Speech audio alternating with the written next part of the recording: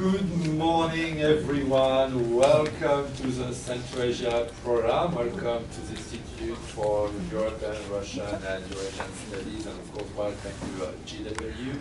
My name is Semiquincentennial. I'm the director of the Central Asia program here. I'm really happy to open our annual security workshop, which, as you probably know, actually fulfills one of our core objectives of this program, which is to address a broad range of issues concerning the development of contemporary Central Asia, but also by fostering dialogue between experts and all those who are working on or interested in Central Asia, but working very different circles, working, of course, in universities, working for the government, working in think tanks, civil society, private circles, and so on. So today, the guiding thread of our conference will be to explore various dimensions of Central Asia's quest for autonomy and sustainable development in the context of geopolitical shifts, which is a dialogue of our conference. For obvious reasons, we cannot cover such a vast topic in its entirety, but we have organized 4 panels to examine several key issues that will shape the region's future, from geopolitics and geoeconomics to education, to environmental challenges, and to also human rights issues. So first, at a time, when our world is experiencing deep transformation, the Central Asian states are seeking a greater autonomy, and they pursue that through a regional cooperation and diversification of their international partnership, which will be the topic, the focus of our first panel. Second, no progress is conceivable without the development of human capital, and so our second panel will be dedicated to this topic, specifically exploring the role of education, but also through technologies and the risks related to this new technologies. And third, like any other region in the world, Central Asia will face another challenges, will be how to balance economic development with environmental sustainability, which will be the topic of our sub-panel.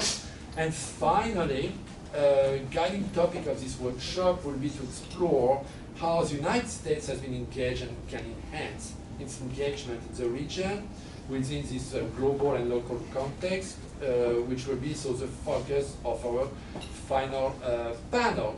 So to explore all these topics today, we are joined by no fewer than 16 top Central Asian specialists from a range of sectors, again, including former U.S. government officials, academia, think tanks, and civil society.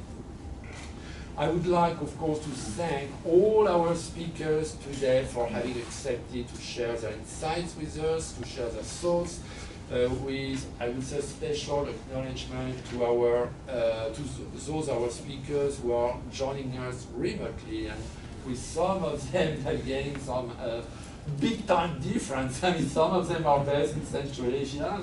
For example, Daniel and John Won that you see on the screen now. So thank you very, very much for taking your time to be with us today. So and now, also I would like to thank the IRIS and the Central Asia program staff, and especially Ms. Marabo Harimova and Ms. Julia Wessig for their very significant contribution to organizing this event today. So now, before we proceed to our first panel, we are very, very honored to have a distinguished keynote speaker. Today is Ambassador William Courtney. Ambassador Courtney is an adjunct senior fellow at RAND and a professor of policy analysis in the RAND School of Public Policy. He co-chairs the International Advisory Council of the U.S. Semiquincentennial Commission. He's chair-emeritus of the Board of Trustees of Eurasia Foundation. As a foreign service officer, Ambassador Courtney served abroad in Brasilia, Moscow, Geneva, Almaty, and Tbilisi.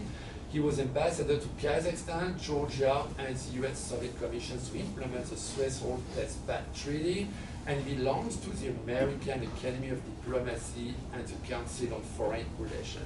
And he has a BA from West Virginia University and a PhD from Brown University in Economics. Ambassador Courtney, thank you so much for being with us today, and the floor is yours. Thank you.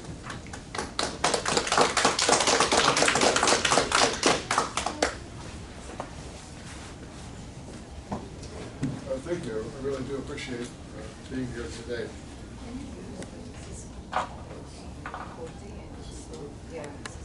Okay. It is better. Okay, so I'm grateful for the invitation to share with you a few reflections on Central Asia and the United States. I have long been a fan of the Irish Central Asian program, and especially of Marlene Laurel's scholarship. Let me comment on the early years of U.S. relations with post-Soviet Central Asia, and then discuss some future challenges. 35 years ago, all 5 republics declared sovereignty. The next year, they became independent. Arriving in Almaty in February 1992, 6 weeks after Gorbachev signed the dissolution, I remained for 3.5 years. I saw the determination and spirit of Kazakhstanis as they battled hardship, sought opportunities, and forged a path ahead. At the outset, few in the West had experience with Central Asia. In the Soviet era, part of it was closed to foreigners. Western observers were unsure at that time how the region would evolve. Some thought that the 5 states could not survive on their own. All or most might join to create a new Turkestan with a capital in Tashkent. Others thought Russia might absorb the new states. And still others viewed ethnicity and nationalism as strong forces and foresaw that the new states might remain independent. Fortunately, they were right. The U.S. harbored no such ambivalence. It gave early and strong support to the sovereignty, independence, and territorial integrity of the new states. Within weeks of independence, Secretary of State James Baker flew to all 5 of the new countries in Central Asia. The 1991-1992 winter was hard. The U.S. flew humanitarian medicine and food to the 15 largely bankrupt new states. Washington urged their prompt admission into the United Nations and the Conference on Security and Cooperation in Europe, now the OSCE. The U.S. nudged the IMF, World Bank, and EBRD to offer early support, which they did. America began a large aid program. The Voice of America and Radio Liberty increased programming, and the U.S. led NATO to create the Partnership for Peace program. Central Asians were receptive to U.S. interest. They saw it as boosting their international legitimacy, strengthening their leverage with neighbors, and bringing economic benefit. Central Asians saw Western linkages as helping them reduce vulnerability to Northern pressures. There was less concern in those days about China, which was weaker. Uyghur traders were a welcome link between Chinese and Central Asian economies. In those days, some in Russia crooned the siren song of revanchism. Alexander Solzhenitsyn, a former Zek in Kazakhstan, was not the only Russian to call for part of it to be folded into Russia. Later, Kazakhstanis were offended by President Putin's slur that their country never had statehood prior to President Nazarbayev's reign. Central Asians remained sensitive to imperial politics in Russia. At independence, Russia had a large military footprint in Central Asia. Kazakhstan hosted facilities for nuclear and biological weapons, missile and space launch, air and missile defense, and combat aviation. Tajikistan had a Russian army base, and Kyrgyzstan a naval test range. But few at that time feared that a weakened Russia would wage war to subdue Central Asia. The U.S., with non-Lugar funding, assisted Kazakhstan to eliminate a vast trove of nuclear and biological weapons and associated infrastructure. Over 100 silos for huge SS-18 missiles were demilitarized, as were the vast Semiquincentennial nuclear test site, the Stepnogorsk anthrax factory, and the biological weapons open-air test range on Vozrozhdenie Island in the Aral Sea. U.S. engagement with Kazakhstan benefited from its strategy of looking outward to build legitimacy. Unusually for a new country, Kazakhstan spawned a new international organization. In the 1990s, it launched the Conference on on Interaction and Confidence Building Measures in Asia, or CICA. A quarter century later, it has 28 members. Early U.S. cooperation with Central Asia paid dividends after the September 11, 2001 terrorist attacks. Kyrgyzstan and Uzbekistan provided vital basing, and others assisted with logistical support for U.S. and NATO forces in Afghanistan. The Northern Distribution Network connected Baltic and Caspian ports to rail transport across Russia, the South Caucasus, and Central Asia. This link proved its value when supply routes through Pakistan became less reliable. From independence, the U.S. has encouraged Central Asians to develop pragmatic, cooperative relations with great power neighbors. By doing so, Central Asians have lessened pressures to align with one or another. This has enhanced regional security. Worker remittances have been a key motive for good neighborly relations. U.S. ties with Central Asia in the early years have helped shape today's possibilities. Let's consider 4 challenges that Central Asia and the U.S. might address together.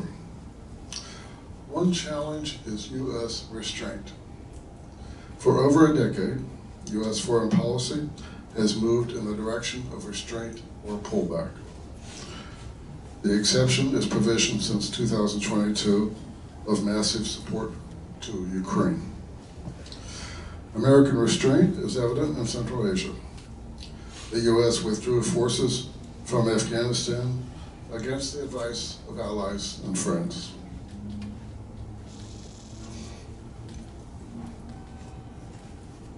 Now the U.S. is slashing foreign assistance and educational and cultural programs. This will diminish U.S. influence in Central Asia. Fortunately, the innovative C5+1 platform helps sustain U.S. diplomatic attention. European engagement is essential for Central Asia. As in Ukraine, Europe may step forward in Central Asia if the U.S. steps back. Europe has good reasons. It will be a main beneficiary of the Middle Corridor, unlike the U.S. Much Caspian oil goes to European markets. The Black Sea borders on 3 NATO allies and 2 EU members. Europe could offer more security support to Central Asia, since some narcotics and terrorists transiting Central Asia go to Europe. Even though the EU does not include Central Asia in its Eastern Partnership, Europe's footprint in the region is likely to grow. The second challenge is external threats. Moscow's willingness to go to war against Ukraine scares other neighbors. The Kremlin fears that Ukraine is moving westward, but it might also resent independent stances by Central Asians. They have bravely resisted pressures to back Russia's illegal war in Ukraine. China's rising influence in Central Asia may be unsettling to Russia, but it helps the region stay safe. If Russia were to think it was winning in Ukraine, revanchists in Moscow could be emboldened. Central Asians have ably protected their sovereignty and independence. They cooperate with and skillfully balance between neighboring great powers. Multi-vector foreign policies have proven their worth. In this context, the U.S. can play a helpful role. state-national guard partnerships, which tend to be low-key, really provide valuable training. The U.S. could use sanctions to deter or punish Russian aggression. Through the Partnership for Peace, the U.S. and NATO allies are assisting Central Asians with defense reform, professionalization of security forces, and development of territorial defenses. Territorial defenses seek to protect people and assets, not conquer territory. They rely on warning and awareness, anti-air and anti-armor weaponry, and lightly armed patrol boats. For 2 decades, Kazakhstan hosted multinational Steppe Eagle exercises. Central Asia faces transnational threats from terrorism to nuclear proliferation to narcotics and money laundering. Cooperation with the U.S. in law enforcement, border security, and intelligence has helped Central Asia deal with these threats. Europe has an incentive to assist, since some of these threats migrate to Europe. Over 3 decades, Kazakhstan has become a world leader in nuclear non-proliferation. Most recently, it acceded to a request from the International Atomic Energy Agency to host its reserve of low-enriched uranium. This is a fuel bank of last resort for IAEA member states in case low-enriched uranium supplies for a nuclear power plant are disrupted. The third challenge is economic development. In Central Asia, the U.S. has long sought to promote reform-oriented development. It can create conditions for a vibrant private sector. U.S. investors are known for ranging far and wide in pursuit of productive opportunities. Competitiveness is the name of the game for those that seek investors. Central Asia's modest trade with the U.S. may decline if the U.S. regresses into protectionism. The most recent IMF report on Central Asia highlights the role of the rule of law in stimulating economic growth. The World Justice Project's Rule of Law Index suggests that that Central Asia can do better. Last year, Kazakhstan ranked 65th from the top, the same as 5 years earlier. Uzbekistan was 83rd, but that was a gain from 94th 5 years earlier. Investors rely on U.S. Department of State investment climate statements. They help companies make informed decisions. Investors reward states that make improvements. Central Asia is a major player in Egypt and in energy and critical minerals. In global output, Kazakhstan ranks 13th in oil, 1st in uranium, and 9th in copper. Turkmenistan is the 5th largest in proven natural gas reserves.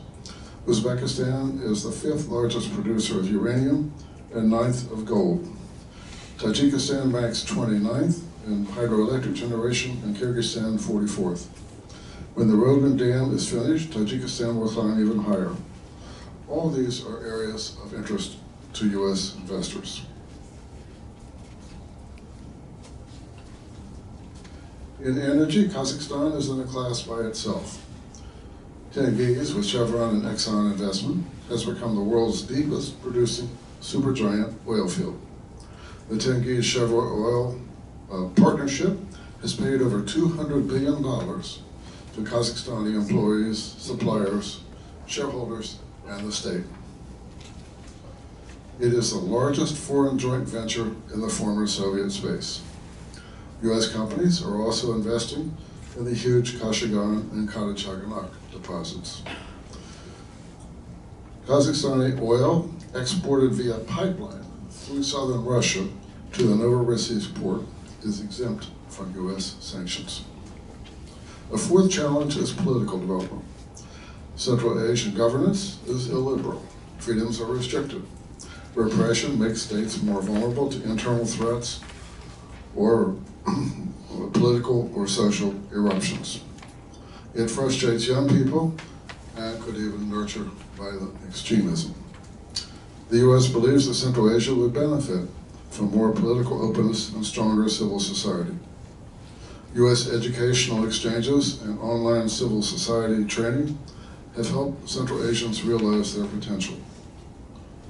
Europe will likely continue such support if the U.S. retreats.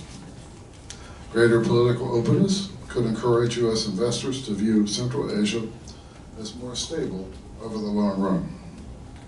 3 decades of democratic development in Ukraine, for example, have shown the value of openness and independent civil society. Democratic legitimacy has helped Ukrainians persevere and maintain unity through the war. Democracy has also helped spur the West to provide generous support. In conclusion, America will retain a substantial interest in Central Asia, even if at times attention ebbs. Further reforms will expand the scope for cooperation. Over time, much will depend on how U.S. policies and interests evolve, how Central Asia advances, and how neighboring great powers behave. Thank you.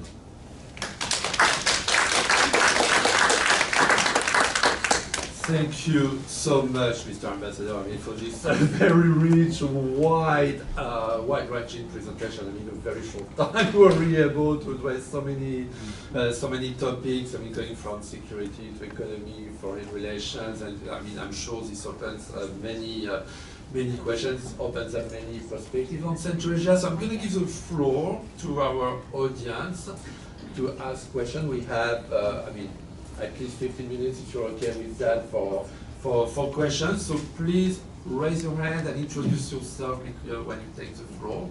I have myself questions, but I'm gonna, yes, Ilya, please go ahead. Well, you will need to speak from a mic. Yeah, thank you.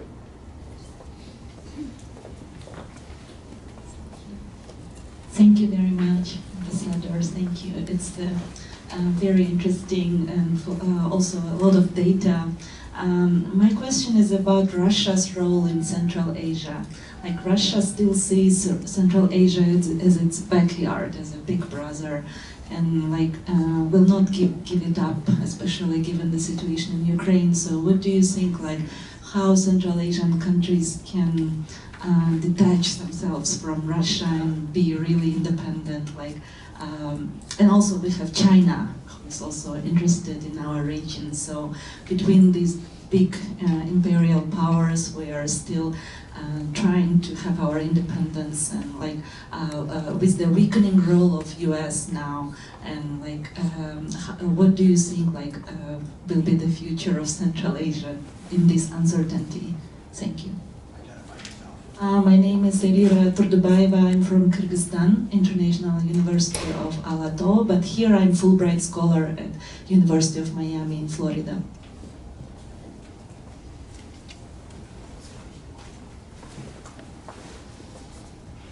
Well, first, let me say that I hope the Fulbright program continues and persists. It's been one of the most successful programs that the U.S. has had for a very long time. So, back in the early days, Central Asians saw the U.S. and the West, but especially the U.S., as a potential offset to Russian pressures. But as time has gone on, Central Asians and China, which then was weak, has become stronger. Central Asians, through their multi-vector foreign policies, have really done an excellent job of balancing between the two. And I used to tell Kazakhstanis that they should read about European balance of power politics in the 18th and 19th century, because that's essentially what the Central Asians are doing today. And now I would say that the importance of the U.S. relative to multi-vector foreign policies in Central Asia is less. The Central Asians have done this on their own, themselves. They have maintained pragmatic relations as much as possible with Russia and China, also with Turkey and Iran. And so that's probably the future, is what Central Asians themselves do with multi-vector foreign policies. I think the U.S. will play less of a role, in part because of distance. For example, as I mentioned with the Middle Corridor, the U.S. is never really going to be much involved with that because it doesn't really affect U.S. economic interests very much. So thus far, I would give Central Asians an A or A+, and the multi-vector foreign policies and balancing and protecting their security.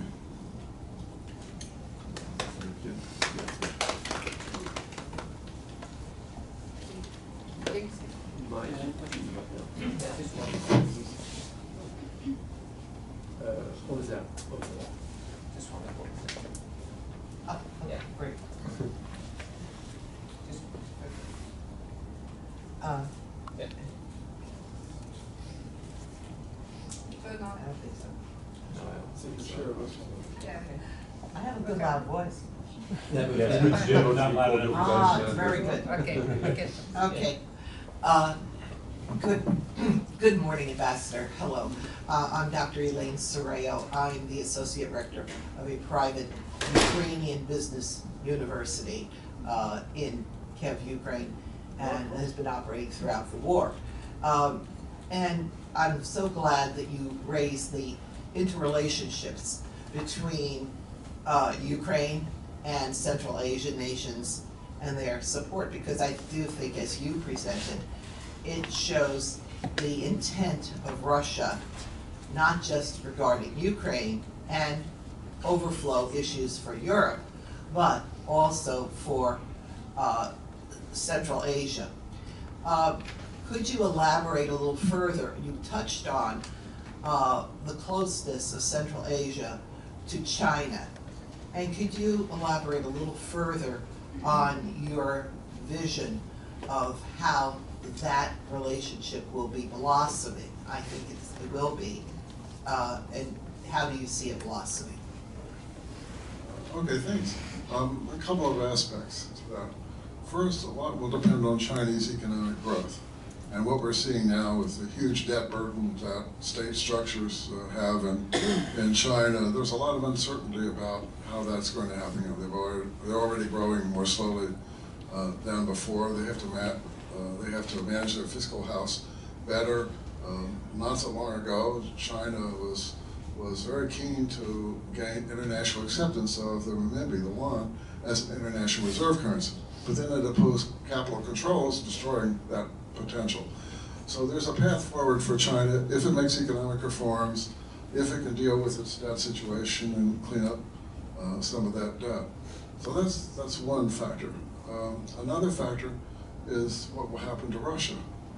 In my personal perspective, the Russian economy is suffering. Productivity growth in the Russian economy is probably negative, will become more negative if the war continues. So Russia will just be less important economically in Central Asia. So that, rebalance, if you will, will take place, not because of what Central Asia does, but because of what China and Russia do. So the important thing for Central Asia is to take those things into account. There's also concern, I know in Kazakhstan, for example, with agricultural land, marriage of Chinese with Kazakh women and things like that. So those issues have to be managed.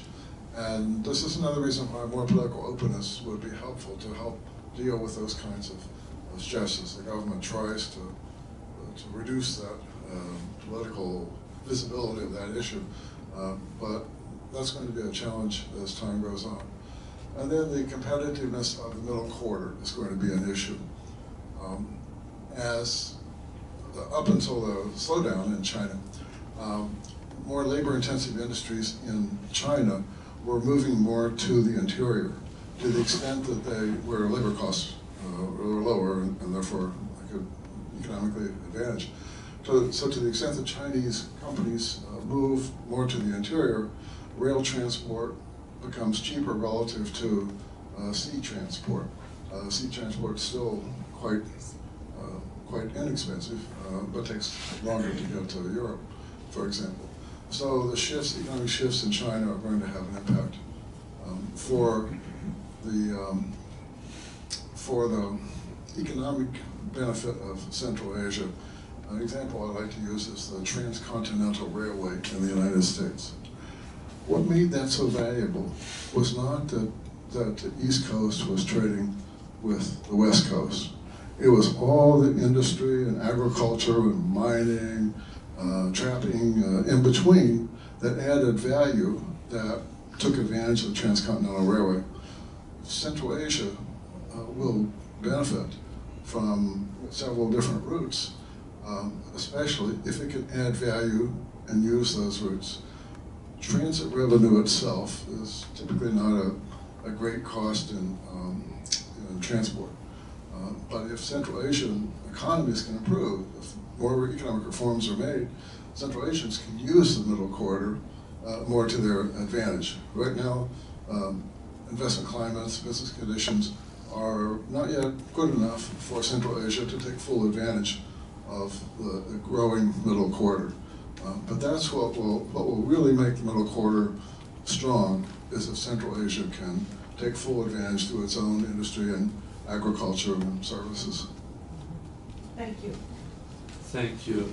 Kate, you had a question? Yeah.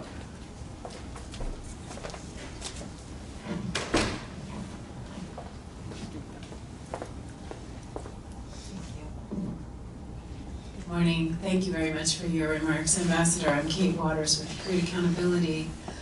And I have a question about civil society and democracy in the region. You mentioned in your remarks that the United States thought that the development of civil society and the expansion of civil society, if I heard you correctly, was the right path. And yet I think when we look back over the last, since the 90s, since the beginning of not just the United States but Western investment and involvement in Central Asia and really through much of Eurasia, we see a shrinking of civic space, and we see a greater sort of repressive regime almost everywhere we look. And I'm curious for your thoughts on what the way forward might be with regard to supporting strong civil society. There is strong civil society that exists, it's just under a tremendous amount of pressure. And what does that look like, particularly given the current situation in our country and the shrinking civic space that is we're living through right now in the United States? Thank you. Thank you. As Kate knows, I was a friend of her father and a great admirer of him. He was an Army Foreign Area officer, specialized in the former Soviet region. Really, he was a distinguished person. So let me leave aside the issue of civil society in the United States, which Rand would not want me to address. But Central Asia is living in a circumstance in which civil society is shrinking in Russia and it's shrinking in China. In both places, you have regimes that have been in power a long time, and typically when they're in power a long time, they use more coercion to stay in power, so that's tough. It doesn't mean that Central Asia can't do better. Mongolia, for example, is between two such countries, but has done better than Central Asia. It's really important. The West can help with some technical assistance, as we have been doing. But it's far and away going to be the most important for what the people do. What are their rising expectations? What do the leaders worry about in terms of political and social explosions? What happened in Kazakhstan a few years ago was a great example of that. But there's nothing more important than independent civil society. Again, I make the comparison with Ukraine. Ukraine has developed just remarkably strong democracy despite the huge corruption issues it faced, and despite at first Europe's perception that maybe Ukraine wasn't really European, which has now completely changed. The Europeans really see Ukraine as European now. But it's really what the internal society does. There is a question at the margin of whether the West can do more to highlight civil rights violations, and, human rights violations, and restrictions on political openness, things like that. But this really depends on the people from the region. If I may, maybe a question to follow up actually with Kate's question on how the U.S. engages in the region. I mean, we know that many Central Asians, I mean, like Kazakhs, Kyrgyz, even Turkmens or Tajiks are working abroad now or are living abroad. I mean, for example, from Turkmenistan, we have something like between 1 and 2 million people, I guess, who left the country and live abroad. And actually, over the past 3 years, I've talked a lot, to civil society activists, and many of them emphasize the need to pay greater attention to this Central Asian diaspora, including in how the U.S.